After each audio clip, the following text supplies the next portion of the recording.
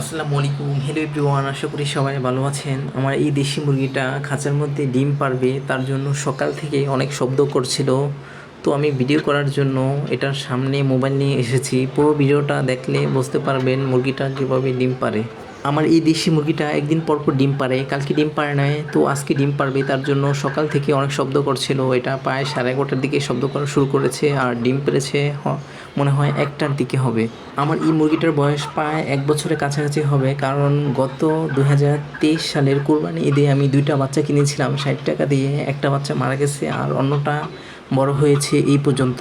মুরগিটা প্রায় একদিন পর পর ডিম পারে সারা মাস। আর অন্যান্য দেশি মুরগি খাঁচায় আমরা যেগুলো পেলেছি, এই যে আমার নিচের এই মুরগিগুলো, এগুলা 10 থেকে 12টা ডিম পাড়ার পর 1 সপ্তাহ বা 14 দিন এরকম গ্যাপ দিয়ে আবার ডিম পারে। কিন্তু এই মুরগিটা একদিন গ্যাপ দিয়ে দিয়ে সারা মাস এভাবে ডিম পারে। ডিমের সাইজও বেশ ভালো, অনেক বড় ডিম পারে। একটু পরে ডিমটা পারলে তখন আমি দেখাতে পারবো। তো এই মুরগিটা শীতের সময় ডিসেম্বরের দিকে বিভিন্ন ধরনের শাকসবজি পাওয়া যেত, তখন ফুলকপির যেই ডান্ডি বা কাণ্ডগুলা ছিল সেগুলো ছোট করে কিছু কিছু করে কেটে দিলে সবগুলো খেয়ে নিত। এবং তখন এটা আরও স্বাস্থ্যবান থাকতো এবং জুলিগুলো পায়ে নিচে নেমে গিয়েছিল। তখন প্রত্যেক দিনই ডিম পারতো।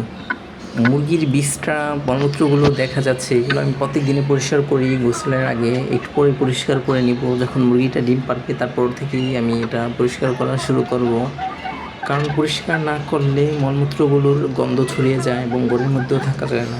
কালকে বিকালে মুরগিটাকে আমি একটু বেশি খাবার দিয়েছিলাম, কারণ ভুট্টা ভাঙাটা বেশি দিয়েছিলাম। ডিম পাড়া মুরগি ভুট্টা ভাঙা খেলে এটার জন্য ভালো হয় এবং ডিমের জন্য বেশ ভালো হয়। তো আমাদের মুরগিটা ডিম পেড়ে দিয়েছে, দেখুন কত বড় ডিম, মাশাআল্লাহ।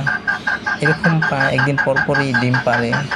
আর খাবার যদি আরও শাকসবজি প্রত্যেক দিন দেওয়া যায় এবং ক্যালসিয়াম যদি দিতে পারি, তাহলে অনেক সময় প্রতিদিনই ডিম পারে।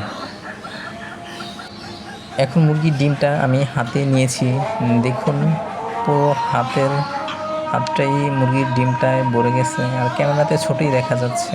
তো এটা আমি এখন পরিষ্কার করে এরপর ফ্রিজে রেখে দেব।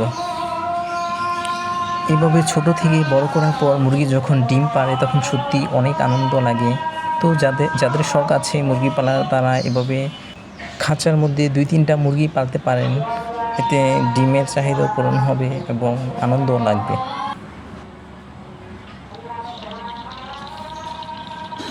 আমার আরও 3টা দেশি মুরগি আছে, সেইগুলো একটা ডিম পেড়েছে ফ্রিজের মধ্যে একটু আগে আমি রেখেছি, এবং অন্যটা ডিম পারবে একটু পরে।